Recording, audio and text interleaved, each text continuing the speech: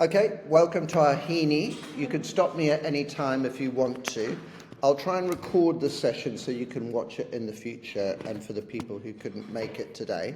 I'm going to try and cover quite a bit today, guys. It may be too ambitious. We'll find out in a moment. Already I'm having some tech problems. Okay, and why is that not changing? Okay. So what I want to start off with, well, I've listened to your feedback, and I'm going to start off with essay techniques. So these are the things that I'll cover. I'll look at how to use context a little bit.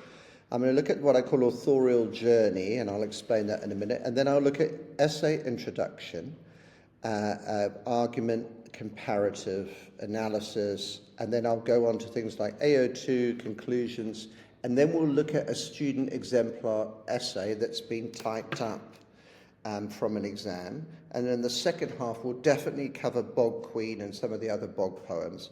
I've been asked to look at Anahorish, but we may not have time for that. What I might do is just make you a separate video for that if we don't have time, okay? I've gone through this before, and there's a video on my YouTube channel of Heaney and context, but I just want to remind you how important it is, particularly with Heaney, that you know some of the things that you can now see on the screen. And I would say, in particular, this is the watershed moment for Heaney, Bloody Sunday, 1972. You will see his poems darken after this period of time, yeah? Just to remind you that our poems are taken from 5 different anthologies. In Death of a Naturalist, there are hints of the trouble to come. The only poem that you have from Death of a Naturalist is Midterm Break. In Door into the Dark, they're mainly poems about the countryside, etc. In Wintering Out, they start to get bleaker, and you can see why, can't you, that you've got that Bloody Sunday. And then you all know the key one is North, where the poems really get dark, don't they? And from Fieldwork, which is written in 1979, you only have Tomb Road, where it doesn't seem to be quite so menacing, so blood-drenched as North is. Now, I don't know how much your teachers have told you about the Ashling tradition. Our head of admissions and desks is called Ashling. I don't know if any of you know her. And the Irish use it as a word for vision. So the Ashling tradition of poetry was a very big one, and it's one that many Irish poets draw upon. And in it, it's quite a flexible genre. Usually the poet, who's usually male, is sick or upset by the condition of the country, and then he's visited by a woman from the grave, okay? And often she's very beautiful, and she might calm him and make him feel better about the future. When we do Bog Queen, we could talk about a kind of inverted Ashling tradition, where the woman from the grave is anything but one of these beautiful visions, isn't she? Okay. As it says here, usually the Ashling figure laments the current state of Ireland and the treatment of Catholics, etc. So it's used as a vehicle of protest. That also helps you realize why Ireland is almost always configured as female, isn't it? And the Irish land is configured as a female body, isn't it? Usually been conquered or been violated or even raped, as we see in Act of Union, by the English colonial power. Okay, so I thought I'd say a little bit about introductions, because introductions are often very, very badly done. And I think they're very important, because the most important thing is to answer the question in the introduction. And you all know, don't you, that you'll be given a statement, and what we need you to do is to agree with it and to say something about how it's correct. You'll never be given anything that is complete 100% wrong. You might feel that it's largely wrong, but those are the words that I would use. You know, the statement is largely misleading. You know what I mean, etc. And I'm going to talk about using other language like reductive or narrow interpretations, etc. Then on the other side, you're going to need a counter thesis. So you're going to look at that statement, you're going to think, how can I argue against it? So you'll need 2 main poems, and then you'll see when I look at Ruby's essay in a minute, she's done 4 poems, which you may think is a little bit excessive, but you might just do 2, or you might feel like putting in a 3rd or even a 4th. But if you do that, they should be far more economical. I would say 2 main ones is better, okay? And then also, don't forget you need to define terms. Let's imagine you get a word like hope. You might want to say something about hope. Or if you get a word like history, that's quite a controversial and difficult word to define. Or even mythology.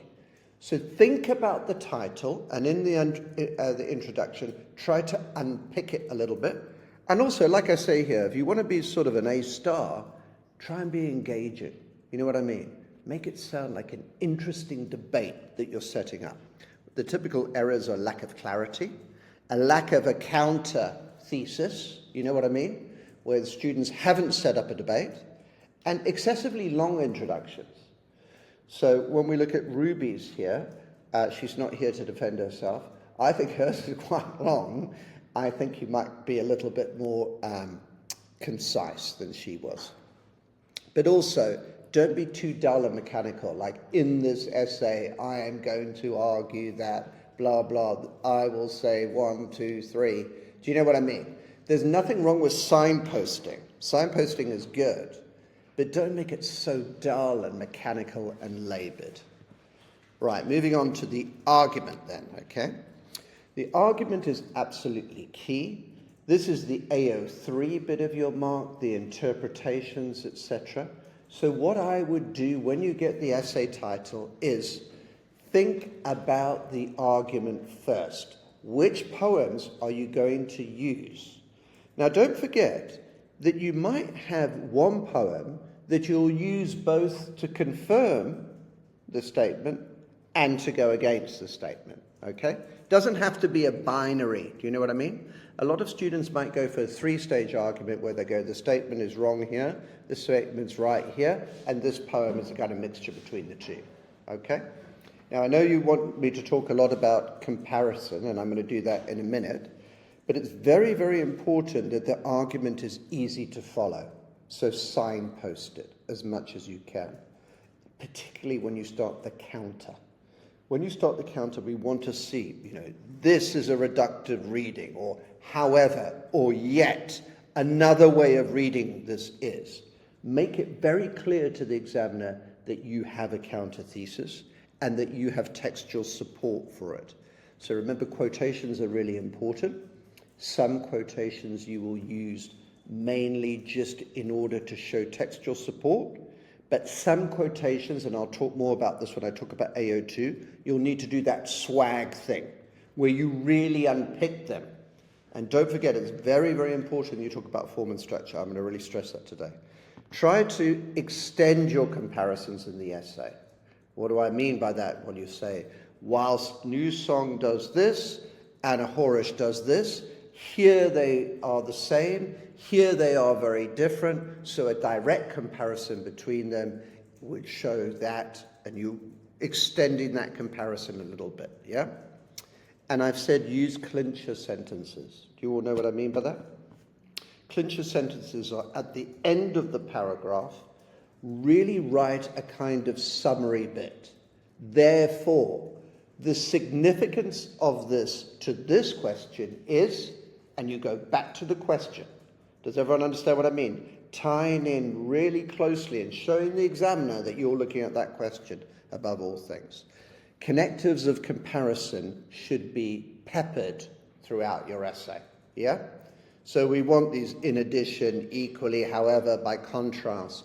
And there should be a mixture of connectives that show similarities and connectives that show contrast. So I won't go through all of those, but just be aware. As an examiner, I look to see, where are these? Because I'm expecting to see extended comparison, okay? So on the AO2 focus, I think Desk College is usually pretty good at language analysis because we do so much sweaty paragraph writing and kind of swag work. I don't think we're nearly as good at form and structure. So particularly in poetry, and this would also apply to Othello, which I think you should treat as dramatic poetry, If you're doing Othello, you're going to put a lot of emphasis on performance, aren't you? What it would look like on the stage. If you're doing poetry, you're going to put a lot of emphasis on how the words are laid out in the page. You know, the length of the lines, the meter, the use of enjambment, the use of caesuras, whether they're marked or soft caesuras, yeah? Are there changes in the tone? Are there voltas, etc.? For instance, is it written in quatrains, in lines of 4? Nearly all of Heaney's poetry is in quatrains, isn't it? Has he used rhyme or couplets, etc.? So when you are writing, be mindful and think to yourself, I must say stuff about poetic structure, okay? And then don't forget form. Whose eyes are you looking through? Who is speaking? What does that do to the meaning of the poem, etc.? Okay? Now moving on. I've done a little bit of a table here for you to look at, okay? And what I've done is form and structure. And this will be like a little revision for these two poems, okay? So if we look at North, it's first person. If we look at Croppies, it's a dramatic monologue, okay? It's told from the point of view of a rebel voice, isn't it, okay? We've got the Viking Age with the Troubles, and in Croppies, we've got juxtaposition of the past and the present. We have the Battle of Vinegar Hill, and then we have the battles that are going on today. There are differences in tone. In North, there's a sense of recrimination, like that he's upset about the history, etc. Croppies is an elegy. It's a poem for the dead, which celebrates the dead, doesn't it? Yeah. North, sorry, I've got that the wrong way around. Croppies is a sonnet, okay, and North, and it's a sonnet of lamentation, and North, as we know, is more a first-person poem with the author actually entering it, okay? Both of them use a volta. The volta in North comes at the end, where the author switches from talking about the violence of the Vikings to his own poetry and his own role in the Troubles. The volta in Croppies happens when the massacre happens. So the first part of the poem is about triumphant resistance, isn't it? And then we get the volta, and it's about the slaughtering of people. And then we get a further volta, don't we, in the last line, where the barley grows. And we have the symbolism, don't we, of the fact that the Croppy people then are a kind of alive in the spirit today. I should have added there that in North, violence is completely condemned, isn't it? You know, the thick couplings of the Viking people, their rusting swords, shows that violence is useless. But in Croppies, I would say the violence is celebrated, don't you? Because it is the violence of resistance, isn't it? And that's really interesting. So the coda, which is the end of the poems, in North, we know the coda is one of artistic retreat, isn't it? Burrow down. Remember, nub treasure. North is actually about celebrating the power of art to overcome conflict, isn't it? But Croppies is about the potential for regeneration, isn't it? I said before, I think with Croppies, it's almost like he's looking at World War I poetry and thinking about how powerful in the Western world the symbol is of the red poppy, which is the symbol of suffering and blood, isn't it? But also it becomes a symbol then of peace, doesn't it? For Heaney, that barley growing is about the potential for the land to regenerate, isn't it? And in both cases, you've got the link of blood and the idea that blood can sometimes fertilize the earth, almost like a human sacrifice. Right, so in terms of the structure for comparison, this is what I always do. I think about what am I going to compare them with? So I might talk about violent imagery here, and I'll say, look, the violent imagery in North is like this, and the violent imagery in Croppies is like this, and then this is the comparative bit. Do you see what I mean? So this is what I want to emphasize in your essays. You know, you're asking me, where does the comparison come? It doesn't matter, as long as it's there. Some people put it at the beginning of the paragraph. They go, this poem does this poem does this, yeah? Other people might do it in the middle of the paragraph. They'll switch to another poem. I personally like those clincher sentences, those kind of mini conclusions, you know what I mean? Where I say, whereas Croppies did this, we saw it was similar in this way, but in this way it was different. And I've got like a cliche that I usually use with students. I say, pull the poems together and then push them apart a little bit. So you show the link and then you show the difference. Does everyone get me? Yeah? Okay. Moving on. So here's a structure, but again, don't sit there and think, oh my God, I've got to use this structure. I'm just using this as one possible structure. So there is comparison in your introduction because you're comparing the poems to answer the question. And remember what I said, the technique I would use is use mainly one poem to agree, mainly one poem to disagree, and you might want a second, a third, or even a fourth, if you so wish. Do not go in there thinking, oh, I want to jam in as many poems as I can. In fact, that's usually the route to disaster. Right, and this is what I would do. I would begin with the first poem, especially if it's the named poem. And I wouldn't do too much comparison first. I would really do a deep dive into that poem and say, does it agree with the statement above? Or does it disagree with the statement above? Here's all my evidence, here's a bit of AO2, here's some context, etc. Yeah? But then you're going to link to poem 2, aren't you? And that will usually be a contrast. Might be a similarity. You might want to do another poem that also confirms the title, if you want to. But the key thing is that you have to have a comparative element in it, okay? That's where you're going to use all those comparative connectors. Whereas this does this one does this. In contrast, it does this, does that, yeah? So for a kind of A and A star, they're definitely looking for quite a sizable amount of genuine comparison, yeah? And then I think you also want to link carefully to the named poem as much as possible, yeah? Showing very clearly on which side of the debate do these poems lie. However, it might be that you use a poem which is partly proves the statement and partly goes against it, all right? So the key thing is that the comparative statements are embedded in the discussion. There's comparison all the way through. And of course, in the conclusion, there's the final comparison where you have your takeaway message.